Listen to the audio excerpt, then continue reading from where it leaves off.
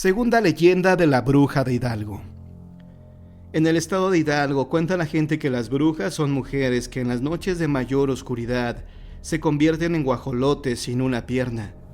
Dicen que se ve en el cielo como las luces que prenden y apagan en busca de una casa donde hallen algún recién nacido, al cual puedan chuparle toda la sangre. Por ello es bien sabido que la gente acostumbra a pintar afuera de las habitaciones donde duermen los bebés grandes cruces con cal, además de colocar espejos y tijeras en forma de cruz al lado de las cunas para protegerlos.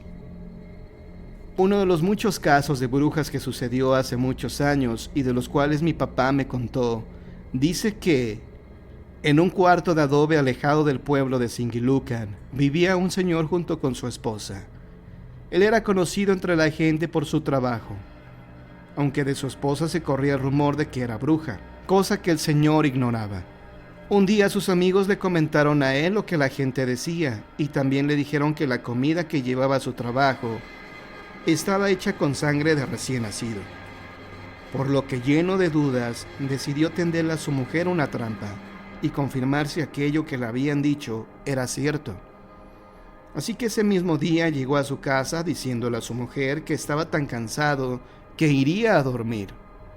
Ella le dijo que también iría a dormir en cuanto terminara de guisar lo que comería al día siguiente en el trabajo. Comida que misteriosamente siempre consistía en un pocillo con fritanga, tripa rellena con sangre, cocida en alguna salsa de tomate. En algunas partes de México se le conoce como moronga. Ya acostado, el señor le hizo un agujero a su cobija, por donde espiaría a su esposa. Pasado un tiempo, el señor comenzó a observar que su esposa, como poseída por algo, cortaba de su larga cabellera negra un cabello que, enudado en su pierna, lograba que ésta se desprendiera de su cuerpo. Terminado ese acto que horrorizó al señor, ella dejó la pierna junto al tlehuil, el fogón, a la vez que iba transformándose en un guajolote, el cual salió volando de la casa y convertido en el cielo en una luz parpadeante que se perdió en la oscuridad.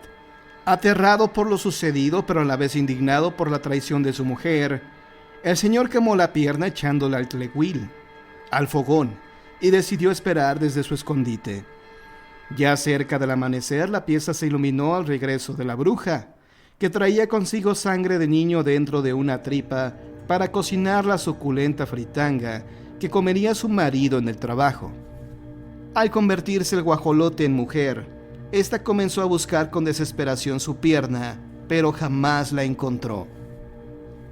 Dicen que al día siguiente, cuando ya todo el pueblo sabía la noticia, la gente unida decidió quemarla en leña verde en el centro del pueblo. La bruja del mezquital. Cuenta la leyenda que allá en el Arenal, Hidalgo, cuando la gente a falta de luz eléctrica se ayudaba para iluminarse de lucecillas de parafina o bien de una lámpara de petróleo, lo que más causaba pánico era la llegada de las brujas. Mujeres que succionaban sangre a los niños recién nacidos y que en medio de un ritual se quitaban las piernas dejándolas en el rescoldo del fogón u hornillas de sus casas, para después salir por las noches al encuentro de otras mujeres como ellas, entrecruzándose en su vuelo. Para no ser descubiertas, aterrizaban entre mezquites, transformadas como guajolotes u otros animales, guiadas siempre por el llanto de los recién nacidos y el profundo sueño de los padres. Era muy frecuente ver en la cordillera de los frailes cómo bajaban las brujas a grandes saltos por las noches, envueltas en llamaradas, aleteando como guajolotes. En la época en que se acrecentó la aparición de las brujas en el Valle de Hidalgo, un niño llamado Juan, más maldoso que juguetón, se enteró por medio de una plática de adultos que una lugareña del Arenal era bruja. Con mucha cautela comenzó a seguir los pasos de la señora, a quien de antemano ya se le había visto rondar una humilde casa donde una mujer había dado a luz, delatada por las llamaradas que se dejaban ver a su paso. Ese día, Juan fue a recoger las piernas de la señora y fue a esconderlas. Al otro día, en el quicio del zaguán de la casa de Juan, apareció una señora con bastantes años de edad. No podía pararse, permanecía sentada, y sus ojos estaban demasiado enrojecidos. Sorprendida la familia, y sin saber la travesura del muchacho, le ofreció que pasara y que comiera algo. La señora gustosa aceptó, y pidió que la dejaran sola para así poderse arrastrar, pasar la noche ahí y buscar sus piernas. El muchacho por plática sabía cómo inmovilizar a la bruja, y fue al cuarto que le asignaron a la señora. Le cerró la puerta con llave, le puso unas tijeras en cruz y palma bendita. Se ofreció diligentemente a apoyar a su familia y llevarle de comer a la bruja, quien mientras estaba sentada le clavó alfileres en la falda para que no se pudiera mover. También le puso bastante sal y agua bendita a su comida, para que no pudiera probar bocado. Llegada la noche, la bruja tristemente no pudo salir de su habitación. Se vio precisada, al otro día, a sincerarse con la dueña de la casa y madre del chico, para que lo obligara a retirarle los alfileres y a devolverle sus piernas, quitándole de igual forma todo lo que el muchacho le había puesto en el cerrojo de la puerta, pues todo ello impedía que pudiera moverse e impulsarse.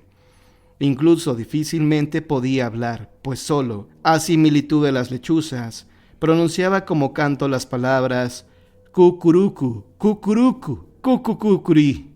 Enterada la madre y temerosa de que la bruja le causara daño a su hijo, lo obligó a despojarle de todo lo que le había puesto, y por contestación, la bruja le dio a entender que no le pasaría nada al tratarse de Juancho. Al otro día, la familia fue a asomarse a la habitación de la señora, encontrándose con que ya no estaba. Solo yacía intacta la comida, y a un lado, una pequeña olla de barro que al parecer tenía vestigios de sangre. Después de algunos días, se supo que una mujer de edad que vivía solitaria por la cordillera de los cerros, allá, alrededor del mezquital, había fallecido. Leyenda El Columpio del Diablo. En la frontera de Hidalgo con Querétaro se encuentra el municipio de Tecozautla, conocido por sus buenas cosechas de nopal, guayaba y aguacate. Con una tranquila vida rural, poco llega a saberse de este ayuntamiento, a menos que sucesos extraordinarios, como en que relata esta leyenda, sucedan. Cuenta la gente del lugar que a nadie le gusta salir por las noches, ya que de camino a Zimapán, es inevitable encontrarse con dos peñas entre las que hay un pequeño llano, un lugar marcado por los seres malignos. Pues en punto de la medianoche se escuchan los funestos quejidos de un hombre que pareciera estar agonizando. Se dice que esta historia fue real, por un par de compadres que un día transitaban por aquel lugar. Esa noche escucharon algo. Movidos por la curiosidad, los compadres se dirigieron al lugar de donde venían los gritos, pero conforme pasaban los segundos, su sentir se volvió en horror, pues lo que oían eran quejidos de alguien que sufría un dolor insoportable. Al llegar hasta el llano, se encontraron con una escena sorprendente y aterradora. Un hombre se columpiaba en una cuerda que estaba sostenida de la punta de las dos peñas. Su rostro era tan pálido como si la poca piel que tenía en él se hubiera fundido con el hueso, y no dejaba de gritar. Provocó en las personas un horrible miedo que los heló hasta los huesos y erizó sus cabellos. Paralizados, no daban crédito a lo que sucedía. De pronto una luz rojiza e intensa rodeó al hombre que se mantenía columpiándose, prendiéndolo en llamas entre las cuales se distinguía un ser que abrazaba al desdichado, hasta que se volvió cenizas. Mudos ante el hecho, con los dientes apretados y los cabellos de punta, salieron despavoridos de aquel lugar. Pero cuando lo hicieron, fueron sorprendidos por la parca, por haber presenciado un encuentro con el diablo, al que no los había invitado. Dicen que aquel hombre que se mecía en el llano era un hacendado de la región, que un día vendió su alma al diablo por riquezas, y que esa misma noche el diablo vino por su alma, que durante mucho tiempo anduvo en pena en el mundo de los vivos. Desde aquel día los lugareños llaman al lugar el Columpio del Diablo. Los relatos del día de hoy han terminado, Pero si quieres escuchar más historias, quédate en la permanencia voluntaria de John Misterio.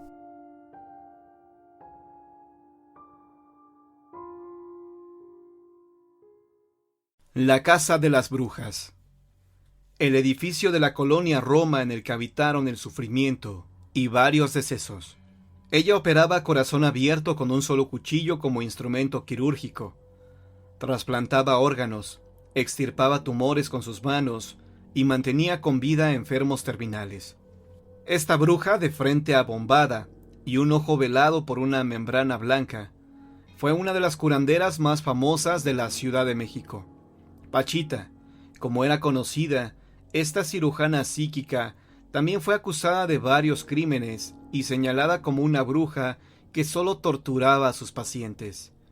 La chamana, quien realmente se llamaba Bárbara Guerrero, nació en Chihuahua en 1900 y falleció en el 79 en la capital.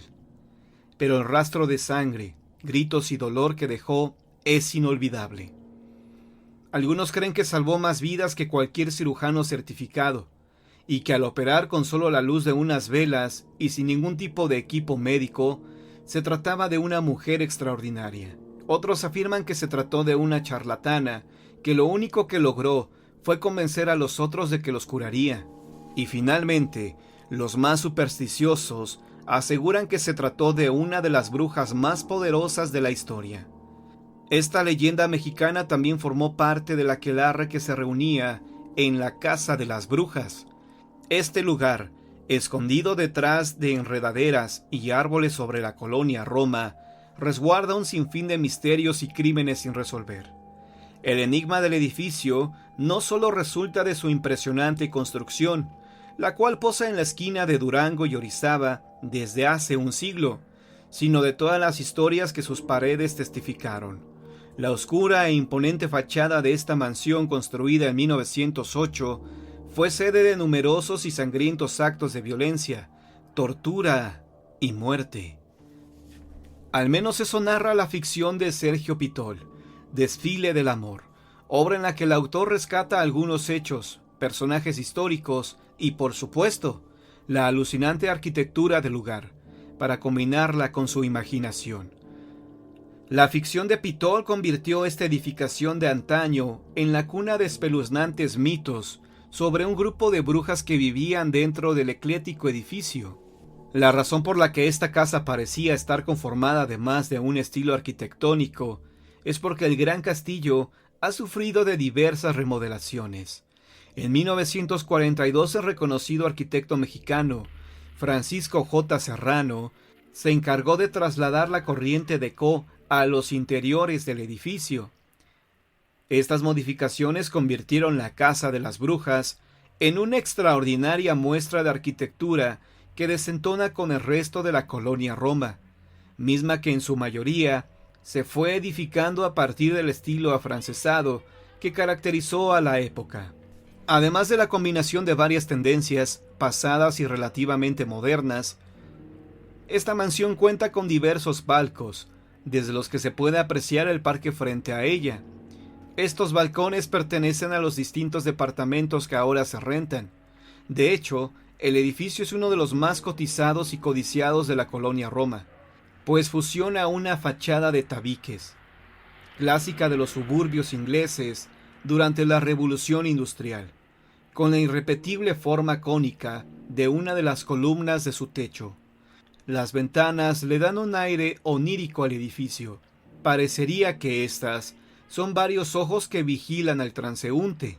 Sin duda alguna, es el techo de dos aguas y, por supuesto, las leyendas alrededor de la mansión lo que creó el horror alrededor de la Casa de las Brujas. Su torre principal es famosa por parecer el mismo sombrero de una bruja, lista para lanzar su hechizo sobre el que se atreve a mirarla. En el libro Vivir en la Roma, escrito por el arquitecto André Tavares, se comprueba que el edificio fue construido por orden de Porfirio Díaz para celebrar el centenario de la independencia. Los majestuosos acabados de su interior fueron pensados para que el lugar fungiera como un hotel de lujo donde se hospedaron visitantes del extranjero. Eran solo 4 departamentos, Todos tenían chimenea y en ese entonces las carretas con caballo ingresaban al recinto por lo que hoy conocemos como la calle de Durango. La realidad es que el único sufrimiento que se vivió dentro de esta joya arquitectónica fue el que sus inquilinos pasaron cuando el terremoto de 1985 obligó a algunos a abandonar el edificio. Las grietas que afectaron el exterior de la construcción devaluó el inmueble, identificado con el número 56. Sin embargo, la Casa de las Brujas hoy sigue siendo uno de los misterios de la colonia Roma mejor conservados y, por supuesto, una de las reliquias que la misma vegetación resguarda por su grandeza intacta y sus increíbles leyendas. En un conocido programa de radio, cuyo conductor era Juan Ramón Sáenz, una chica de nombre Brenda se comunicó al programa para relatar su experiencia, que había vivido precisamente en este lugar, en la Casa de las Brujas.